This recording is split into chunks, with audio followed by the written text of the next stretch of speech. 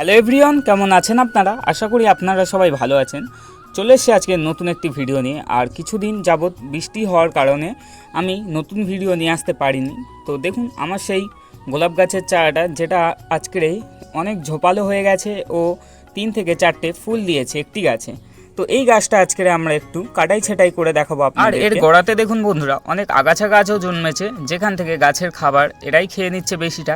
তো এইগুলোকে আমরা আজকে তুলে ফেলে দেবো ও গাছের যে পুরনো যে ফুলগুলো আছে সেগুলোকে কেটে ফেলে দেবো। আমার ইউটিউব চ্যানেলে যদি আপনারা নতুন হয়ে থাকেন তাহলে আমার ইউটিউব চ্যানেলটিকে একটি সাবস্ক্রাইব করে আমাদের সাথে জুড়ে যাবেন।